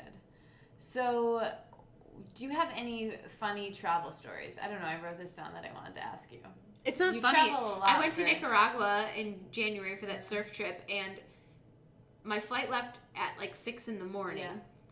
So I woke up and I knew my flight. I was like, "Oh, my flight is tomorrow at 6. This is my day to pack." I had nothing going on. I had not packed yet, and I was wondering why I hadn't gotten an email yet to check in. You know, you get that 24 hours in advance. And so I logged into the flight, where I was flying out of, and my flight left 2 hours previously. So it was 8 in the morning. My flight left at 6 in the morning that day. So I had my day wrong. Oh, so I'm sitting there going, "Oh my God, I missed my flight. Oh, I haven't packed." And it was so much adrenaline. So I had to pack. I basically threw things in a suitcase. I went to the airport, no bra, sweatpants, and a hoodie, and no makeup, no nothing. And they were like, "Okay, well, we have a flight in an hour and a half that you can eventually get to your destination." I had to spend the night in Miami. It was just, but okay, so I didn't have enough time to go home. So Jake, luckily I just threw stuff in a suitcase. He came and grabbed, I think, my glasses for me that I had forgotten. Oh, and I left, and I was it was horrible at the time because I just wanted to cry. And I also didn't have my suitcase overnight because I had to stay in Miami. My suitcase was already in Nicaragua, so I had no bra. Gosh. I had to sleep in my regular clothes. Oh my god! No toothbrush. I stayed at the sketchiest hotel in Miami by myself. Ordered Pizza Hut. That was just, wow. It was terrible, but then I got there, and it was the most amazing trip of my life, and it was totally fine. I didn't know that either. But I was known as the girl that missed her. And it was an international flight. You don't want to miss an international flight. Right. It was just such a pain. That's a good story, though. I'm proud of you that you just, did it, made it work, and had a good time when you got there, and didn't, let it ruin your time. You had an amazing time. Yeah. That's so good. What do you think happens when we die? Just a casual question. That is so not casual. I don't know. I like to think that we don't just die. Mm-hmm. I like to think that there's some version of heaven. I don't know what version it is, but I like to think that it's not dead over. No, it's not dead over. I don't think that we come back as something, but I'm sure I'd come back as a dog. But I do think there's something and something great, because otherwise I don't like having the hope that when someone passes away that they're gone. I like to think that there's something better. What's your favorite season and why? Spring, and because I know summer's coming. I would love to appreciate fall, but I don't because it means winter. Yeah. So spring, totally spring. I feel the same way. So you're trapped on a desert island, and you can bring one person, one TV show, one movie, one book, and one food. Go. Okay. That you wouldn't get sick of, obviously. It's a big contest between Jake and my mom. Probably Jake. Yeah, bring them both so they don't get mad. Or my dad. Mom, Dad, Bring Jake. them all. Oh, just bring them all. Bring me. Katie, McCoy. you want me to say Yeah. McCoy. Yeah. Just me and McCoy. Favorite, the one TV show. How I Met Your Mother, right? You're going to say Parks and Rec? Or Parks and Rec. You would say How I Met Your Mother, I feel. What Probably How I Met Your Mother, because it would make me cry and it would make me laugh. How I Met Your Mother for sure. Okay. Favorite movie? Movie you'd bring with you. My instinct is to say one of my favorites is Center Stage. Oh, I love that movie. Have I seen that? It's old. I know, but I don't know if I've seen it. I don't know if that's my favorite, but for some reason it's been my favorite think for a it's really good? long time. I don't think so. It has good music, so I can Yeah. also use it as a Oh, CD. Yeah. You can bring a CD with you. I feel like I'm missing my Bring a actual CD with favorite you. What movie, CD would you bring with you? but as of today, right now. Okay. No, Guster CDs. Anything Okay. Guster. I love them. I just You saw love them in Jason concert. Mraz as well? I like Guster more though. Oh. But yeah. And, book. What book would you bring with you? Harry Potter. Oh, yeah. Do I only get to bring one? Yeah. I would bring the last one. Oh, okay. It's like 780 pages. Yeah, so. that would be smart. Yeah. And food that you wouldn't get sick of. Oh my god, these are really hard questions, but really good ones. It's fun, right? Peanut butter sandwiches. Oh, peanut butter. Yeah. Especially totally. if I could eat that with #no guilt. Yeah, totally. Wonder Bread with creamy peanut butter. Just So good. So good. Recommend now for the nice people listening a song that you're really into today. We did this morning. I know. I made Jake and Dude play their favorite songs for me. Currently, my favorite song to like dance to clean to do whatever is WTF by Missy Elliott. I'm a huge Missy Elliott you played fan. that this morning? I'm a huge Missy Elliott fan, and she just long time Missy she released Elliott fan. like a song for the first time in like 10 years or something. Yeah. And the music video is awesome, and the song is awesome. It's great. What about a movie recently that people should watch? Or it doesn't have to be recently, just something you'd recommend other than Center Stage. Anything? There's so many better movies. Actually, this came up in my time hop. A year ago, we went and saw the Bill Murray movie, St. Vincent. Oh, yeah. It is wonderful. I remember it made me cry. Bill Murray is just a cool dude. Yeah, we need to watch his Christmas special. We do. We have a lot But to watch. definitely, St. Vincent, I don't even remember hearing about it coming out on DVD. It was in theaters and only small theaters. Huh. Melissa McCarthy is in it, and it's really heartwarming and awesome. So Cool. that's a great one. I need to check that out, too. And Happy Thank You More Please. I'm also a huge fan. So good. Yeah. We could watch that later, too. Gosh, there's so much to do. I can never leave. So, what is the best thing that you've eaten recently? We had a pretty good brunch today. We did. I still think it's my hibachi dinner at Maru with the fried teriyaki tofu, and there was like sweet potatoes and veggies and sushi, and I just love You're the really fried into tofu, that. which is weird because I'm a huge meat eater, but that fried tofu has crack in it. I'm convinced. It's so good. That and my breakfast burrito today at Marie Catrieb's. Okay, so a few more. That was really good. Yeah. A few more questions. What are you, so this is Katie Wonders, what are you still wondering about right now in your life? The What future, I intrigues you? think, because my job is so not up in the air, but I just wonder if I'll always be doing this, if it will morph into something else, if we'll have kids, if we won't have kids, what my family will be up to, just the future. Cool. That's like so vague. No, I like it though. It's Who good. will be president? Yeah. There's lots to think Yeah. about. What about if you could ask me something on the podcast? What are you wondering about me right now? Which is funny because we're going to be hanging out longer. And you can ask me later, but while people are listening. I am wondering if you're excited, nervous, how you're actually feeling about the book launch. Is it like a looming thing? Oh, Is it an that's exciting good. thing? Or is it like terrifying? You wrote it so long ago. Yeah.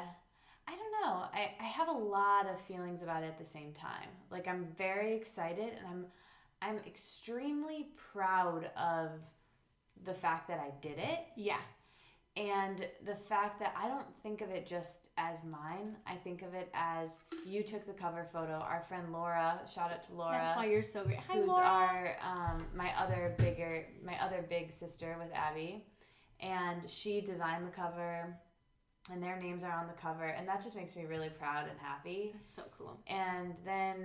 And also my editor was so amazing. Her name's Lindsay. Shout out to Lindsay, and just was so kind and talked to me about her boyfriend and what she did this summer through email, and I really got to know her as we went back and forth. So thinking about that this was just something that I worked hard on and created because it helped me. And I say in the dedication, it's dedicated to the people who are listening to my podcast, because I made these tools helped me, like writing my journal really helped me process my feelings and emotions, because I don't know what I'm thinking unless I'm writing about it or verbal processing it with a friend or something. So when I was able to put that into a book and then share that, was just such a cool opportunity, and I'm proud that it exists. So I'm really excited to have it out there, but I'm also, there's definitely nerves of like, I worked hard on this. What if it isn't as cool as I feel like it could be to have a book out? What if the comparison to other people, or the comparison to what my idea of having it out in the world, what if it doesn't live up to that? Right. I think that's a big fear that I have, because not only I worked hard on it, but also I hyped it up a lot. I talked about it on the podcast. Yeah. I've talked about it to you. I pulled you into it. You've gotten involved. Other people have gotten involved.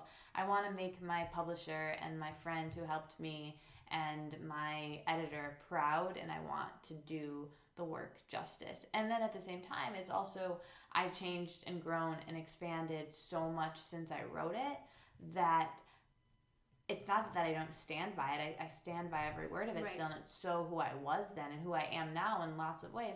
But I also want it to do well, to be very honest, because I want to write another book. One. Yeah. And so if this one doesn't do well, I don't know if I'll have the opportunity or how that will go. So yeah, it's a good question. Thank you for asking that. Yeah. It was good to just process that out.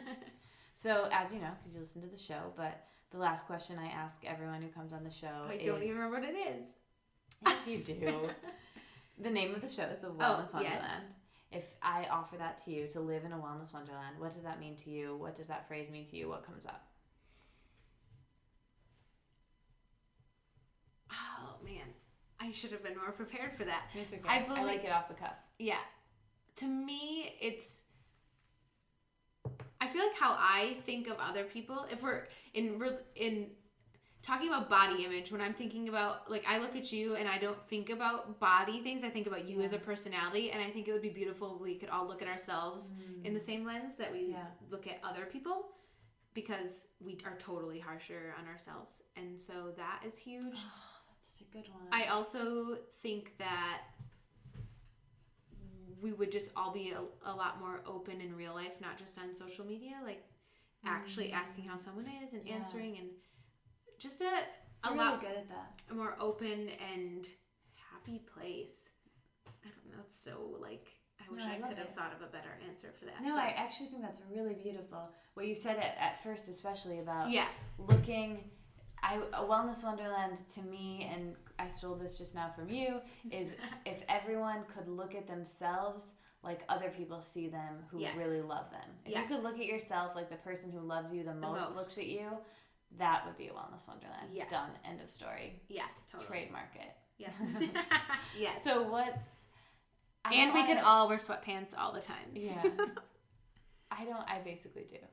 Or unbutton my jeans. It's perfect. I'm so relaxed, and this was so fun. I don't want to stop.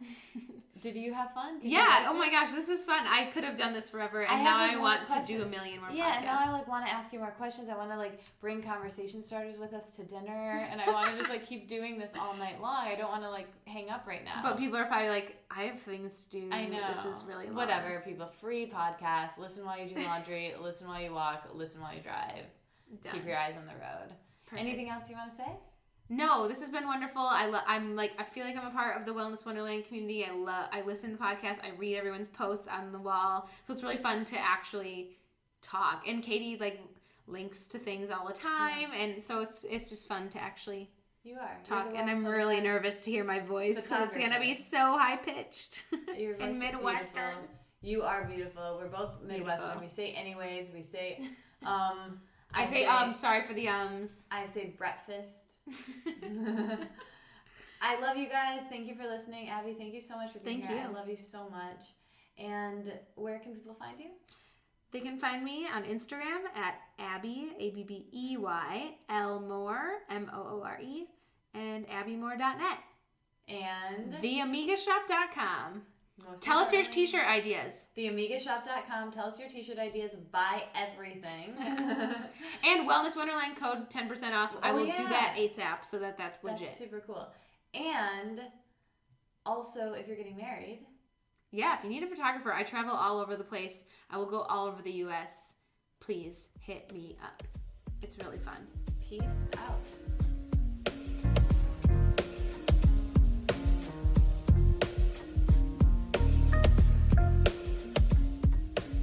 Isn't Abbey great, you guys?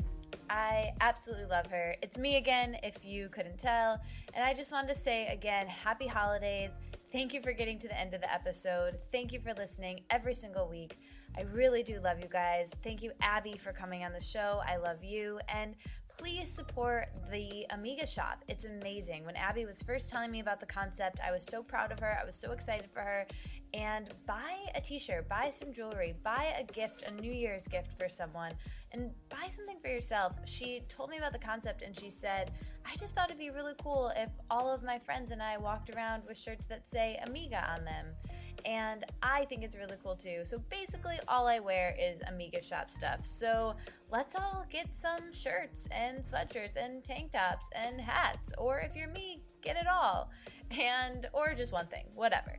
But remember, there's that discount code. It's Wellness Wonderland for 10% off. So use that. Abby's just hooking us up with that, which is super nice of her. So yeah, I love her. I love you guys, and have an amazing holiday season. Try to be really present with your family this holiday season and see if you can have some long-form conversations, sans phone, sans iPad, sans computer, and just be present with them like I get to do when I'm recording a podcast with someone. So pretend you're recording a podcast and interview your grandparents and your parents and your cousins and the people you only get to see a couple times a year, because there's so much wisdom and connection in our family, and that's what I'm going to really go home and try to do, is really be present with my aunts and uncles and laugh with them and my parents and my cousins and my grandfathers. So I love you guys, and I will talk to you really soon.